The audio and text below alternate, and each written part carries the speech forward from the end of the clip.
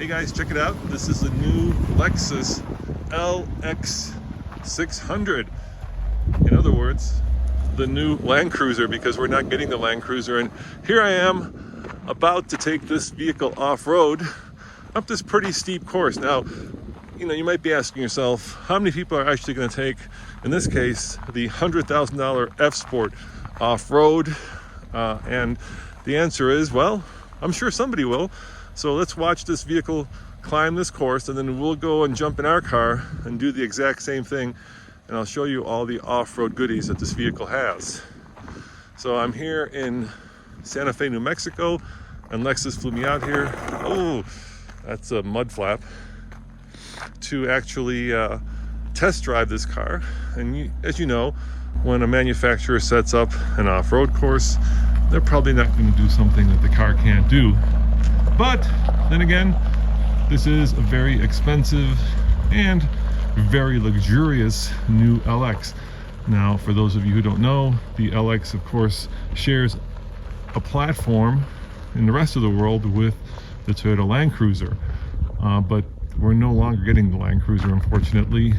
The last one went in the last year, and places like Saudi Arabia get it, but unfortunately we don't. The other big news about it is gone is the V8, replaced by the 3.5 liter twin turbo that's also in the Tundra. They share a chassis. We're looking at 409 horsepower, I believe, and 479 pound-foot of torque. The Tundra also gets the hybrid option. This one doesn't get the hybrid option. And fuel economy, I believe, is in the 17 to 22 range, depending on if you're on the highway or in the city or in mixed driving. And the truck is doing pretty well, because let's face it, underneath is a Tundra, so that's why I'm calling it a truck. All right, well, let's go play with some of these off-road goodies that the new LX is. Hey guys, meet my friend Nick. Good morning. You know Nick. Nick is our auto expert. He does, if I close this, Nick, he does a radio show, he's on TV, and now he's helping me. So Nick, are you ready to go up the mountain? Yes, I am. In a spacious luxury Lexus. What do you think of the new interior? I think they did a good job. Now 3 screens up front, which information is our friend Roman. It is, and of course you've got the new Toyota infotainment, which Toyota designed on their very own. What's it called? Inform. It took 300 people 4 years to design in Dallas, Texas. Yeah, so it's not like a skin on a Google Android Auto. It's its own thing. And of course, it's cold out there today, but we do have heated and cool seats, and I have a heated steering wheel, which I gotta say feels really nice, Nick. Yes. So let's talk about some of the off-road goodies. So let's start down here. We've got suspension that moves the truck, because it is a truck, right, up and down. We've got a center locker. This is kind of fun. We've got basically different modes that you can put the vehicle into. So let me show you what I mean by that. So now I'm switching it. I'm going to zoom in here in a little bit so you can see we've got dirt, sand, mud, and of course deep snow. And I think for this hill we'll use just the auto setting. What do you say? Yes, because the vehicle should know where we are and what we're doing. Yep, and then of course there you've got your height adjustments, so it actually raises the vehicle up, and if it's not doing it, I will do it manually, because I want to not scrape. And then of course here, the most important thing for off-roading is a low range, so you can engage low range, but I don't think we need it, do you? No, we shouldn't be going that crazy. And then of course here you also have a crawl mode, and Toyota told us, well, Lexus, sorry, they told us we should give it a try, so I'll engage that and see how it works. So basically uphill cruise control, yeah, or downhill. And then here, this is kind of cool. You've got a little bit of information telling you not just about the HVAC stuff, but also kind of, how far you're tilted, how high you are. So right now you can tell we're raised the truck up, so we're up pretty high. So shall we go up the mountain? Yes. All right, here, take the camera and I shall drive. So everybody can see the pain and anxiety on Roman's face, or the fear in your voice. Yes. I'll be the fear, you look the fear. Okay. Now, the one thing about these courses, right, that we've learned doing this over the last 10 years is they never design a course that the vehicle can't do on its own, right? Of course. It's all weighted. Yeah. So first and foremost, let's talk about my sight lines. And the sight lines aren't great. I mean, the hood, show them the hood, right? It's massive, dude. It's like piloting a super tanker. It's actually almost like a little bit of a scope down the middle, that little like cutout, but you don't really have a great sense of where the wheels are positioned. But I bet you I can fix that. Let me show you it over here by hitting this button, which is the camera button, and check it out, dude. We can now hopefully change where the camera is pointing. So that's kind of a, well, we don't need the inside. That's kind of cool. Look, the hood just disappeared. Wow, magic. Isn't that cool? So now we know where the front wheels are in relationship to this hill. So even though I can't see where the front of this thing is, the camera can, and now I can use that to place the vehicle exactly where I want to put it. And that is pretty cool. Remember the first time we saw that? It was on a Land Rover, wasn't it? Yeah, it was on a Range Rover, right? Yeah. I think it was the Evoque. We were driving it together in Europe. Greece. Yeah. And now it's on a Toyota.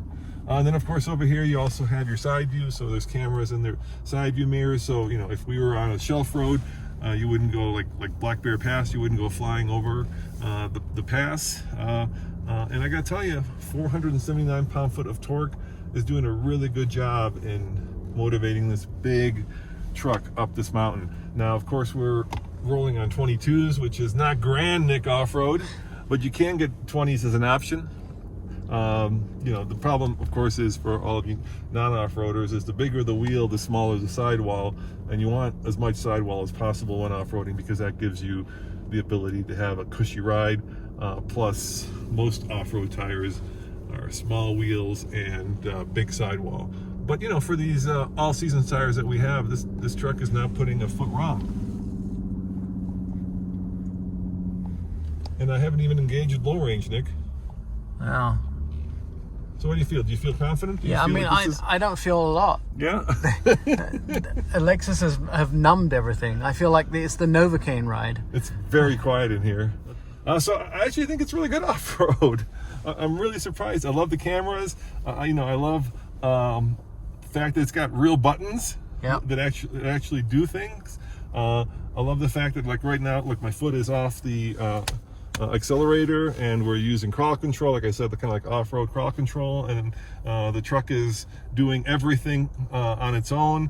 I'm not touching the accelerator. I feel like I'm in complete control, and I can change the speed of that, of course. So yeah, it's all good, dude. You know, the sight lines aren't grand, but we have a camera that shows me where everything is. Overall, you know, the most controversial thing about this is that big front end.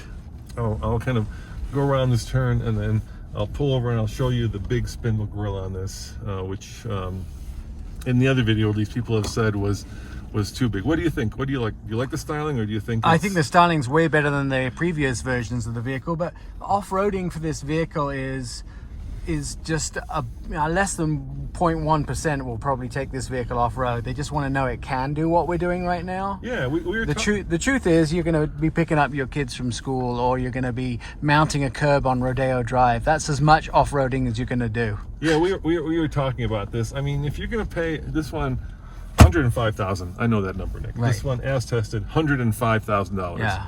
You know, who's going to take a $105,000 car and put it in harm's way? You know, maybe the third owner after 7 years. That's what Land Rover would say for theirs, right? If you had a Range Rover or Land Rover, it's not going to be the first person. But it is cool that if you needed to, you could do it. All right, guys. All right. So this is probably the most controversial part. Not the fact the door doesn't close. It's right here. I mean, that is a big old spindle grille, right? It's kind of all spindle grille, but I don't mind it. You know, it's the way that all the car design and truck design is going. Look at the Tundra. Look at the new BMWs. It's all about the grille of the vehicle. And just in case you're wondering, we haven't talked about the tires. So let's look at these tires. These are Dunlop Grand Treks. And mud and snow, so they're all seasons, and of course 265/50 are 22s, so they are 22s, like I said, which isn't, you know, ideal, and of course that is also a little problematic, but like any truck, it's got the spare right there, which is a great place for a spare. And overall, it's a big old grille. Competes with cars, obviously, the Yukon, the Tahoe, the Range Rover, potentially Range Rover Autobiography, cars that cost less and some that cost more. Starts at $86,000, and the ultra luxury 4-seater is available for $126,000, which is a load of money, but you can get it in this 2-row or a 3-row, or like I said, the ultra luxury. Well, guys, there you have it. A quick off-road review of the new LX600 with, of course, the giant Lexus prominently displayed on the back, as is with many of new vehicles now. The name and brand are prominently shown on the vehicle.